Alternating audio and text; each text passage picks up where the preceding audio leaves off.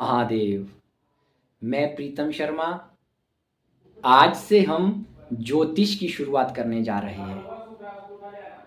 ज्योतिष शास्त्र में पंचांग का बहुत अधिक महत्व बताया गया है। पंचांग के 5 अंग होते हैं: तिथि, वार, नक्षत्र, योग और करण। आज से हम योगों की श्रृंखला शुरू करने जा रहे हैं। जन्म योगों की श्रृंखला शुरू करने जा रहे हैं। आपकी जानकारी के लिए बता दूं, योगों का सबसे अधिक उपयोग मुहूर्त में किया जाता है और मुहूर्त के भी 5 बड़े बड़े ग्रंथ हैं: मुहूर्त मार्तंड, मुहूर्त गणेश, मुहूर्त पारिजात, मुहूर्त चिंतामणि और मुहूर्त धर्म सिंधु। इन सभी में योगों के बारे में विस्तृत रूप से, गहन रूप से जानकारी दी गई है। तो आइए अब हम जन्म योगों की इस श्रृंखला को शुरू करते हैं। ज्योतिष शास्त्र में टोटल 27 योग बताए गए हैं। इनमें से 14 योगों को बहुत शुभ माना गया है और 8 योगों को बिल्कुल भी अच्छा नहीं माना गया है और बाकी के बचे 5 योगों को मध्यम श्रेणी में माना गया है। आज हम 27 योगों में से जो पहला योग है यानी कि विषकुंभ योग, इसके बारे में जानेंगे। विषकुंभ योग।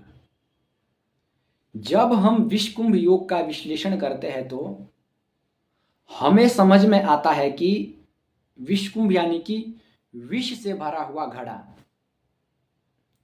इस योग को बिल्कुल भी अच्छा नहीं माना गया है। ज्योतिष शास्त्र में यहां तक कहा गया है कि यदि किसी बच्चे का जन्म विषकुंभ योग में होता है तो उसकी शांति प्रथम वर्ष के अंदर ही करवा देनी चाहिए और उसके बाद जब वह बच्चा 15 वर्ष का होता है तो फिर से विषकुंभ योग की शांति करवानी चाहिए। और यदि शांति ना करवाई जाए तो क्या होगा? तो ज्योतिष शास्त्र में कहा गया है कि यदि विषकुंभ योग की शांति ना करवाई जाए तो उस बच्चे के स्वास्थ्य पर बहुत बुरा प्रभाव पड़ता है। जब बच्चा 1 से 8 वर्ष तक होता है तो इस दौरान, इस बीच उसके स्वास्थ्य में काफी उतार चढ़ाव होते हैं।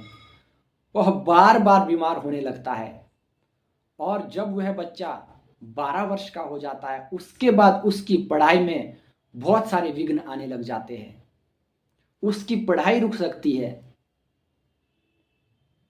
किसी तरह से यदि वह ग्रेजुएशन कर ले तो भी वह उच्च शिक्षा प्राप्त नहीं कर पाता है।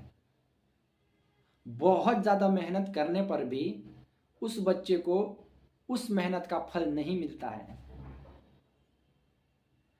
रिश्तेदारों से उसे प्यार नहीं मिलता है।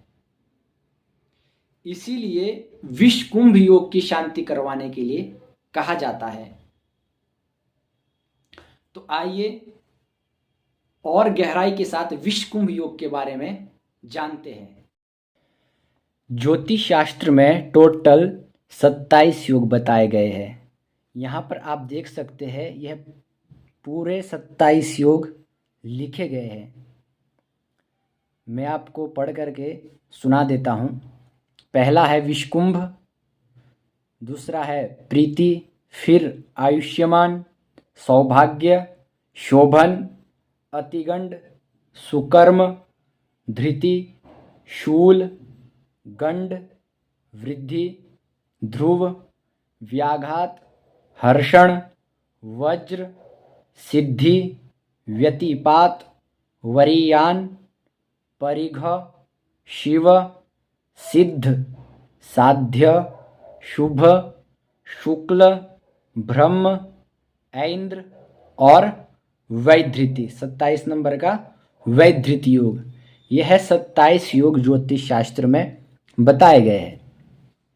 अब इसमें आपको कुछ योगों के ऊपर ये गोल राउंड सा दिखाई दे रहा होगा।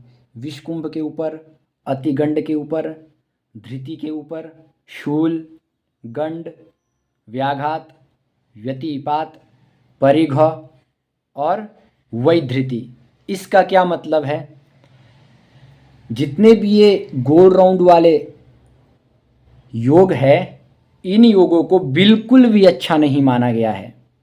ज्योतिष शास्त्र में कहा गया है कि यदि किसी मनुष्य का जन्म इन योगों में होता है जिन पे गोल राउंड किया गया है, तो उसकी प्रथम वर्ष के अंदर शांति करवा देनी चाहिए, और जब वह बच्चा 15 वर्ष का होता है फिर से उस योग की शांति करवानी चाहिए।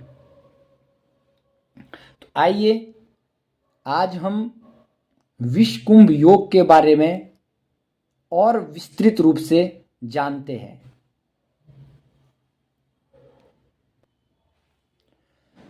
योग विषकुंभ, प्रभाव इसका अशुभ है। इसके भगवान यमराज है और ग्रह देवता राहु है। अब जिसका भगवान यमराज और देवता राहु हो, वह योग कैसे शुभ फल दे सकता है? इसीलिए इस योग को बहुत अशुभ माना गया है। आइए कुछ और इस योग के बारे में जानते हैं कि विषकुंभ योग में कौन से कार्य भूल कर भी नहीं करने चाहिए। तो जान लेते हैं। विषकुंभ योग के दिन नए व्यापार की शुरुआत ना करें। भूल करके भी जिस दिन विषकुंभ योग हो उस दिन नए व्यापार की शुरुआत नहीं करनी चाहिए। जैसे नए दुकान की ओपनिंग, नए फैक्ट्री की ओपनिंग, यानी कि कोई भी नया काम उस दिन, नए काम की शुरुआत उस दिन नहीं करनी चाहिए। और जान लेते हैं और क्या कार्य नहीं करना चाहिए। डिलीवरी के समय ऑपरेशन नहीं करना चाहिए। क्यों? क्योंकि अगर उस दिन ऑपरेशन कर देंगे, बच्चा हो जाएगा, तो वह बच्चा विषकुंभ योग में पैदा हो जाएगा, फिर उसकी शांति करवानी पड़ेगी।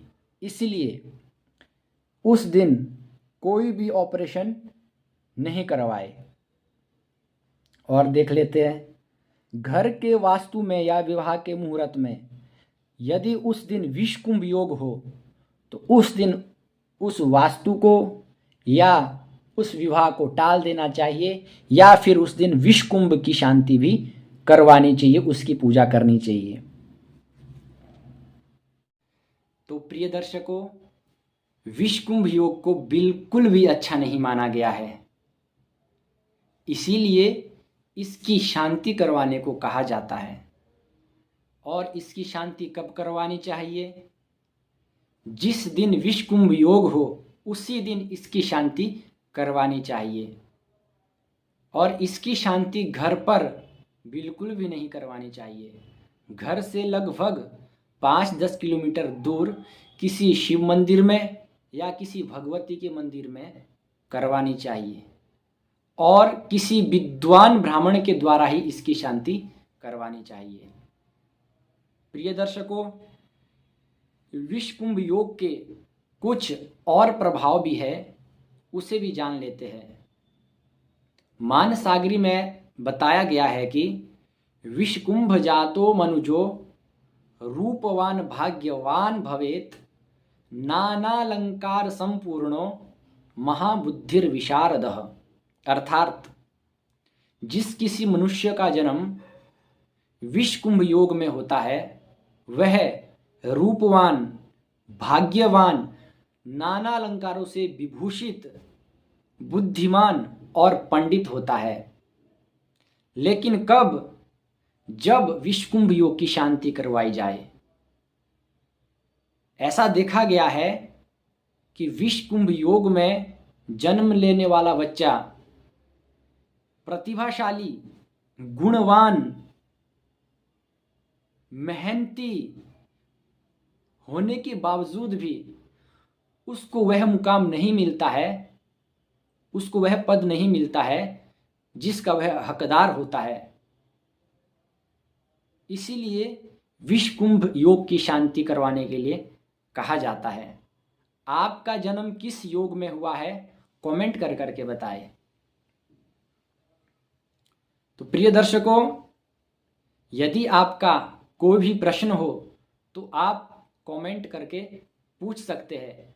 मैं ज़रूर आपके उस प्रश्न का उत्तर देने का प्रयास करूंगा। और यदि आपको यह वीडियो अच्छा लगा हो तो वीडियो को लाइक करिएगा और वीडियो को शेयर करें, चैनल को सब्सक्राइब करें। हर हर महादेव।